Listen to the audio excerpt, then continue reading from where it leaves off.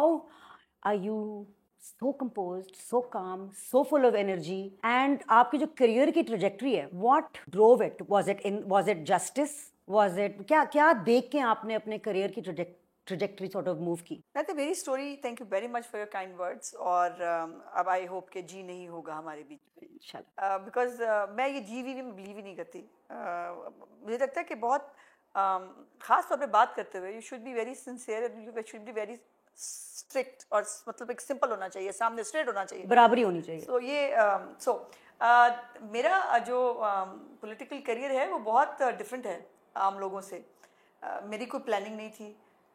मेरा कोई लेना देना नहीं था पॉलिटिक्स के साथ. मैंने कभी सोचा नहीं था, इवन मेरी फैमिली में कभी किसी ने नहीं सोचा था कि मैं पॉलिटिक्स में आऊँगी.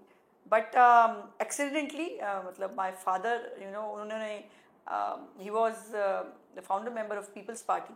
सो उनको कहा गया, बीबी ने कहा कि आप अपने लिए, उन्होंने कहा कि नहीं मैं एक्स जज हूँ, मुझे वो नहीं. उनका अपने बेटे को, जो एक होता है कि बाप के बाद में बेटा ही आता है, बेटी तो बीच में से वैसे ही फारिग हो जाती है. तो उन्होंने कहा ये बेटा मेरा बहुत छोटा है, तो बेटी मेरी एक उसने लॉ किया है अभी, तो उन्होंने कहा क्या उसको अप्लाई करा.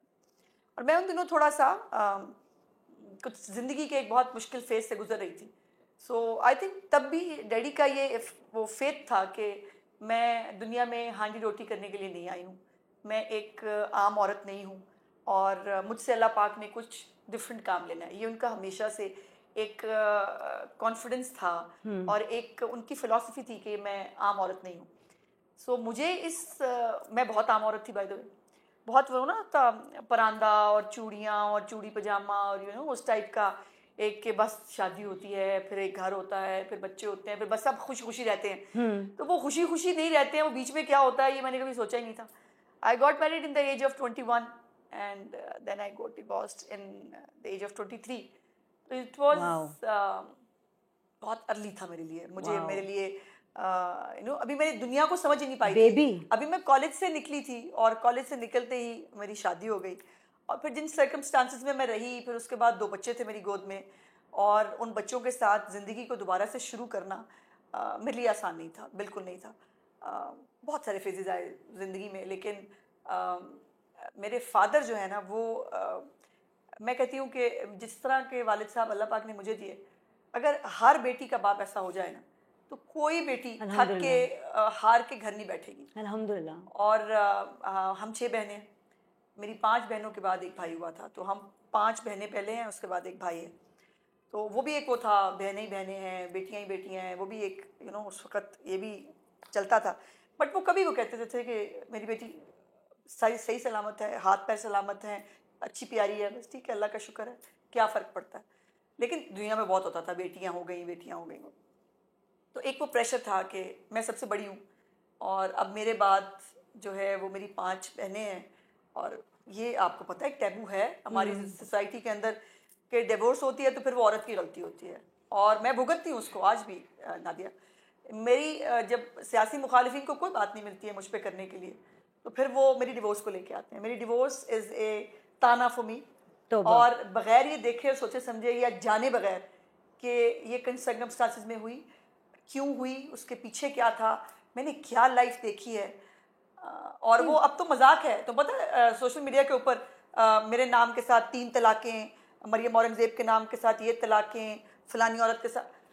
पता है ये मैं एक सवाल पूछना चाहूँगी अभी. I will remind back a little bit, but इससे पहले मैं हमेशा हैरान होती हूँ और मुझे इतना फ़ख्र है इस बात पे कि हमारा दीन वो वाहिद दीन है जिसने सबसे पहले, अल्लाह ने, ये भी नहीं कि अल्लाह ने डायरेक्ट इजाज़त दी एग्जैक्टली हमें कि जिस शादी में तकलीफ है उसमें हमें तलाक की इजाज़त है. It was not my step. आपको पता मेरी डिवोर्स भी मेरी मर्जी से नहीं हुई. एक्चुअली मुझे डिवोर्स दी गई थी कि मैं जो हमेशा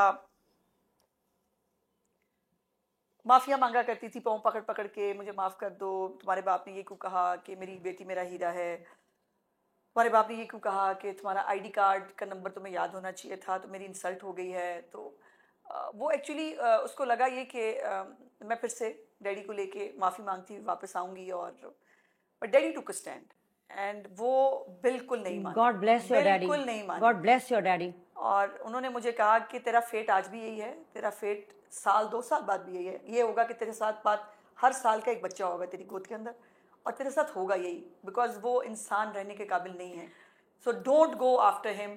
मैंने बहुत रिएक्ट किया, मुझे लगता था डैडी बहुत गलत कर रहे हैं, और बट तो वो अज़मा जो पैर पकड़ के माफ़ी मांगती थी, वो अज़मा जिसको घर के बाहर से अंदर नहीं आने दिया जब वो अपनी बेटी की दवाई लेने गई थी, वो अज़मा जो किसी हद तक शायद एहसास कमतरी का शिकार भी होगी, and I correct me if I am wrong, आज जो मेरे सामने शेरनी बैठी हुई है, how, what is that suffer that allowed you to cross the bridge? Yes, it was your father with you as well, but you could have still stayed if you chose to stay. देखो, दुख ऐसी चीज़ है, मैंने देखा है औरतें कभी कभार चूज करती हैं, they choose to stay the victim. I was choosing. Actually, what I happened? was choosing. What happened? मुझे उन्होंने नहीं करने दिया, और मैंने उनको ये भी कहा, मैंने कहा डैडी मुझे डिवोर्स हो जाएगी या वो होगा तो मेरी बहनों का क्या होगा? He said तुम उनकी बाप नहीं हो, उनका बाप जिंदा है, और वो बेटियां मेरी जिम्मेदारी हैं, तुम्हारी नहीं, और तुम्हारी ज़िंदगी की कॉस्ट के ऊपर मुझे अपनी बेटियों का फ्यूचर जो है वो नहीं रखना है। सो मैंने मेरे पास हैं वो लेटर्स जो मैंने लिखे, माफ़ी मांगने वाले भी, उस वक्त भी लिखे जब मैं आई तो मुझे पता चला कि आई एम एक्सपेक्टिंग माई सन। जब आप छोड़ के आई? हाँ, जब मैं बेटी की दवाई लेने के लिए आई। अच्छा। और मुझे पब्लिक ट्रांसपोर्ट पे भेजा गया मेरे जेठ के साथ, और जब मैं घर पहुंची तो डैडी गेट पे खड़े थे, उन्होंने कहा कि वो कह रहा है कि तुम उसके पैसे लेके आई हो, मेरी तलाशी भी, और उस पर से ज़ाहिर है बच्ची के गंदे कपड़े निकल सकते थे और क्या मिलता मेरे पास से। सो वहाँ आके मुझे पता चला कि आई एम एक्सपेक्टिंग, और मैंने उसको बताया कि आई एम एक्सपेक्टिंग, और उसने कहा वहाँ से कहीं से ले लिया होगा। वो एक टाइम था नादिया कि जब आई रियलाइज कि नहीं, बस बहुत हो गया। अगर he is questioning my son's identity, what remains left? अब मैं इस रिश्ते में रहूं भी तो क्या फ़र्क पड़ेगा, क्या होगा?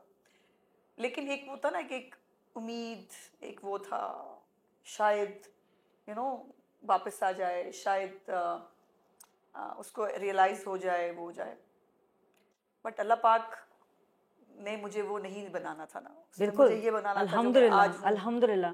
सो उसने अपना बेटा आज तक नहीं देखा, और मुझे याद है कि जब मैं हमारी आखिरी एक जो है वो मीटिंग हुई किसी के घर पे, उसने मुझे कहा कि मुझसे ख़र्चा मत मांगना बच्चों का, मैं तुम्हें बच्चे लिख देता हूँ। तो डैडी ने खुशी उन्होंने कहा बहुत मेहरबानी, बच्चे लिख दो हमें, और हमें तुमसे कुछ खर्चा वर्चा नहीं चाहिए। वो मैं गाड़ी में बैठी हुई थी, मेरा बेटा छोटा था, मेरी गोद में था।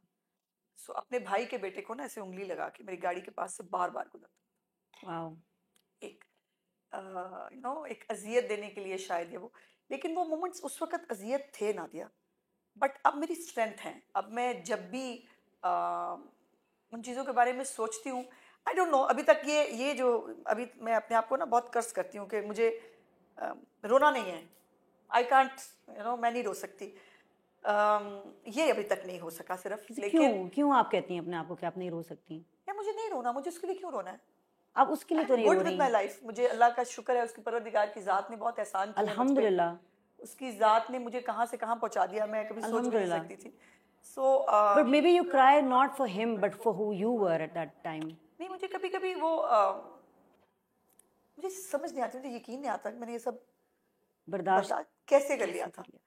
मैं कल भी शायद बेटी थी मेरी साथ, मैं उसको कह रही थी, मैंने कहा मान मुझे यकीन नहीं आता कि आज मैं क्या हूँ, उस वक्त में क्या थी। अल्हम्दुलिल्लाह। और मुझे अब मैं अपने आप को पीछे सोचती हूँ, मैं कहती हूँ यार कितनी वाहियात थी मैं, कितनी स्टुपिड थी मैं, और लेकिन मुझे मेरी सफरिंग्स ने स्ट्रॉन्ग किया माशाल्लाह, अल्हम्दुलिल्लाह। और हर औरत स्ट्रॉन्ग हो सकती है अपनी सफरिंग्स के बाद, सिर्फ उसको एक मॉरल सपोर्ट, कोई एक बड़ी मॉरल सपोर्ट चाहिए। वो पेरेंट्स हो सकते यही हैं, वो बहन भाइयों में से कोई हो सकता है, इवन कोई फ्रेंड हो सकता है जो उसको खड़ा करने में हेल्प करे। तो ठीक है, अब बस सिर्फ एक, पता नहीं, अब मेरे ना दिल में एक, जब जैसे से बड़ी बच्ची हो रही है, बेटी बड़ी हो रही है मेरी, शी इज ए डेंटिस्ट माशाल्लाह, माशाल्लाह और अल्हम्दुलिल्लाह। अब मुझे उसकी शादी करनी है ऑफ कोर्स।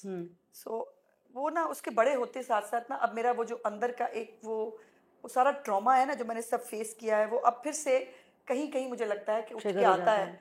और मुझे डर लगता है। और मैं एक ही दुआ मांगती हूँ कि परवरदिगार, जो मैंने फेस किया, मुझे, मेरी बच्ची क्या, किसी की बच्ची के साथ वो कोई फेस ना करे। आमीन और आमीन। बेटी की वजह से ना मैं थोड़ी, फिर मुझे लगता है मैं शायद इनसिक्योर हो रही हूँ, और इसलिए जैसे जैसे वो बड़ी होती जा रही है, वैसे वैसे उसके लिए ज़्यादा पोजेसिव होना, उसके लिए ज़्यादा कंसर्न होना, उसके लिए ज़्यादा पेन फील करना मुझे वो होता है। और ये एक वो एक फिनोमेना है कि आपको उसको भेजना है, अल्लाह जाने किसके पास।